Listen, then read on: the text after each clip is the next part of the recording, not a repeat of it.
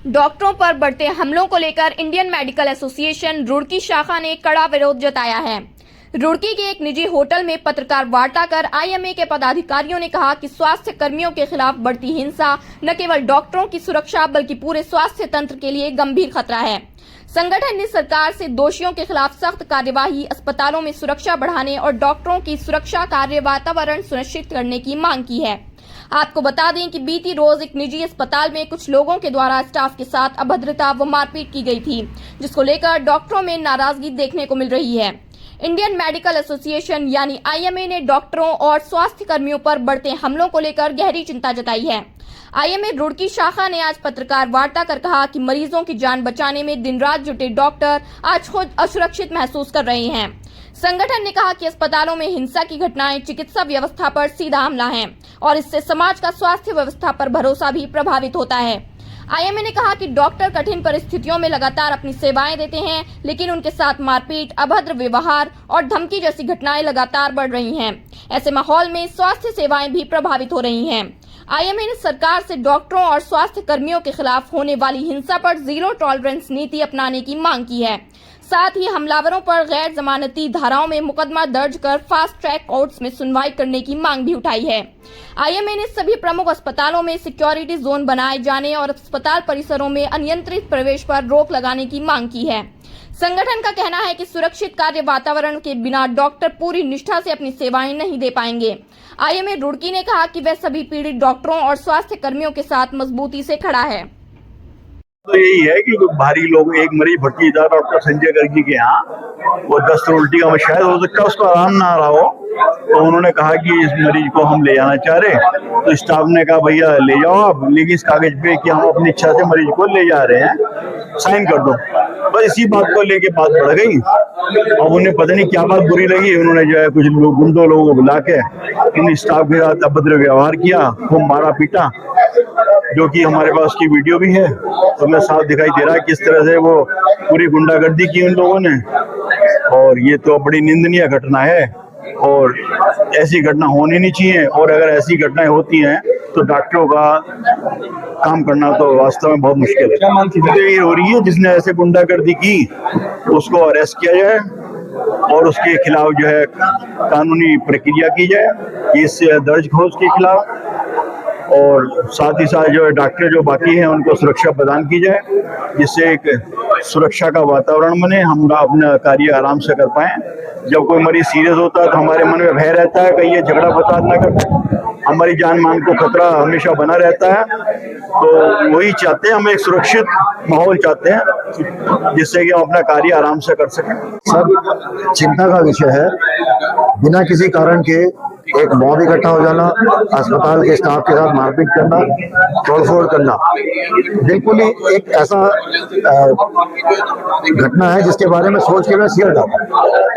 बिना मतलब एक पेशेंट एडमिट हुआ उल्टी दस्तों का, भाई सब बच्चे एक दो दिन में नहीं ठीक होते हैं, टाइम लगता है, कोई 5 दिन में, कोई 4 दिन में, कोई 3 दिन में। उसके बाद भी अगर आप संतुष्ट नहीं हो, आपने कहा जाना चाहते हैं, चले जाइए। एक सिंपल सी कार्रवाई होती है कि मैं अपनी मर्जी छुट्टी करा रहा हूँ, जिसे कल को आप ये आके ना कह सकें कि मैंने अपनी मर्जी छुट्टी कर दी, सिर्फ इस कारण से करा जाता है। उसको आप साइन करने के लिए तैयार नहीं है, आप कहते हैं मुझे आराम नहीं हुआ, तो उसे कहा गया भाई आपको अगर आराम नहीं हुआ तो ये लिखिए कि आपको हमारे बच्चों को आराम नहीं है, हम अपनी मर्जी छुट्टी करा रहे हैं। तुरंत हमने 112 कंट्रोल रूम में फोन किया, पुलिस तुरंत आई। पुलिस के पास हम थाने गए, वहाँ थोड़ा सा लोचा हुआ, उन्होंने हमारे साथ थोड़ा व्यवहार सही नहीं किया, उसके लिए मैं इधर उधर लोगों से बात करनी पड़ी।